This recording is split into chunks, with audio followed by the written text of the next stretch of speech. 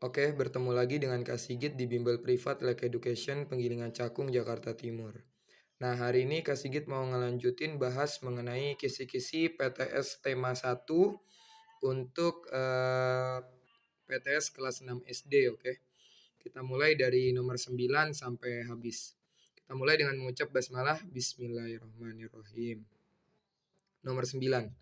Nama tokoh pendiri ASEAN dari Singapura adalah, nah ini merupakan soal, harusnya jatuhnya bukan IPA ya, harusnya jatuhnya IPS.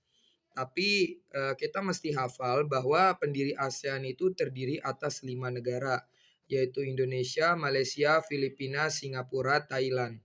Nah, pada saat terjadi rapat atau deklarasi Bangkok di Thailand, maka tiap-tiap 5 negara ini mengirimkan perwakilannya masing-masing.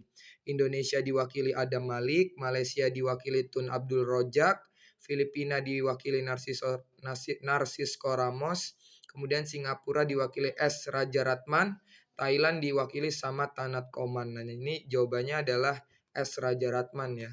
Terus nomor 10, pengertian perkembangan vegetatif alami dan contohnya. Nah, kita harus tahu dulu vegetatif alami itu artinya apa.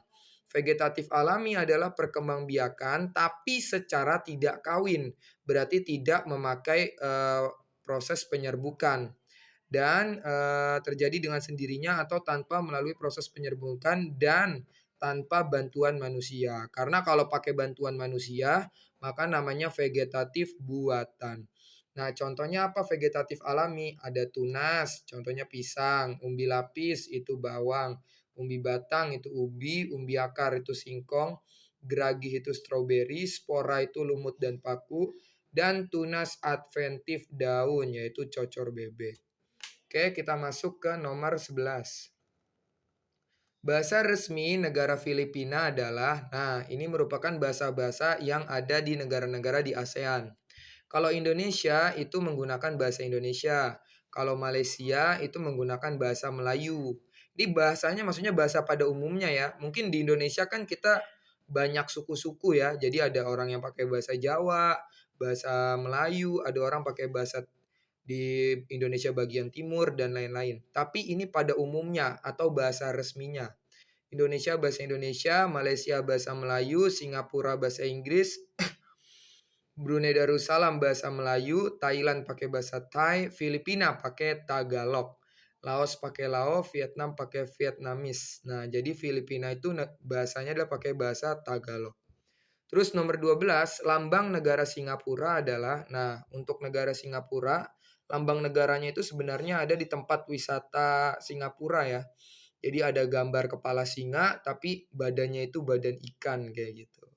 Nah, jadi jawabannya kepala singa dan badan ikan.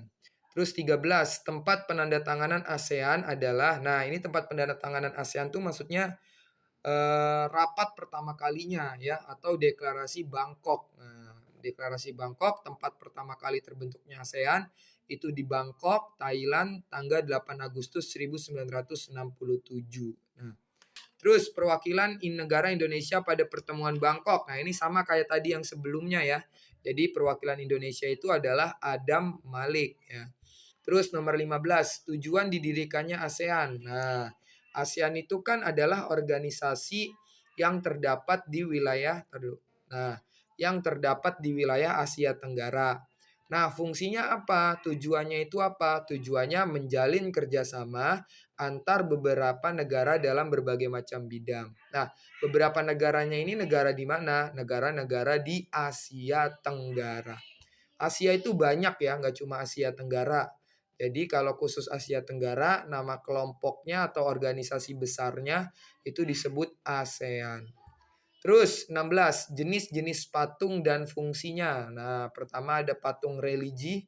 Patung religi itu untuk beribadah. Nah, biasanya umat Islam nggak pakai patung kalau beribadah ya. Karena umat Islam nggak boleh untuk menyembah ke patung. Jadi kalau berdoa langsung ke Allah. Tapi ada beberapa agama yang dia tuh membutuhkan patung. Nah, patung-patung yang disembah itu disebut patung religi. Fungsinya untuk beribadah. Terus ada patung hiasan untuk hiasan beberapa tempat.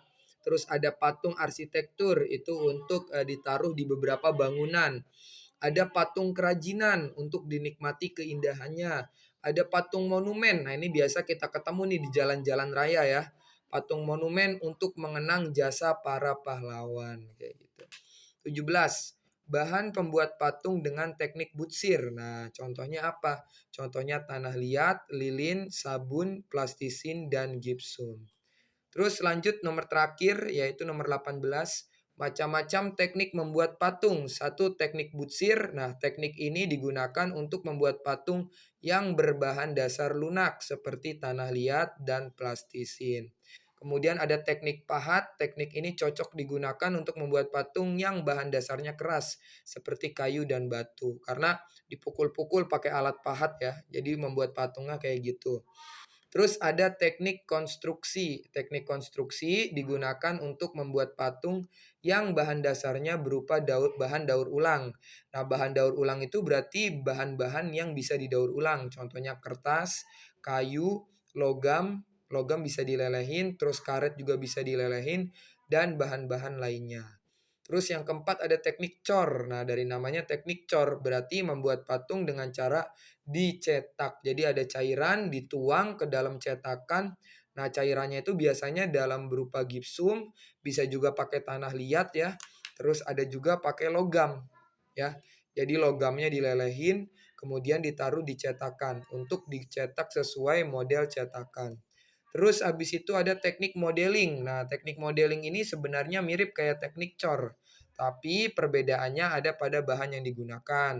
Teknik modeling dilakukan dengan membuat model patungan terlebih dahulu. Jadi kayak cetakan yang udah jadi gitu ya. Jadi cetakan yang udah jadi, udah ada bentuknya, kita tinggal tuang tuh, tuang bahannya ke cetakan itu. Nah, itu disebut teknik modeling. Kalau teknik cor itu bisa cuma kayak kotak gitu doang. Nah, itu dituang tapi nanti dibentuk-bentuk lagi. Nah, itu disebut teknik cor. Jadi itu bedanya ya. Oke, jadi itulah macam-macam teknik pembuatan patung. Oke, sampai sini dulu. Kita akhiri dengan hamdalah. Alhamdulillahirobbil alamin.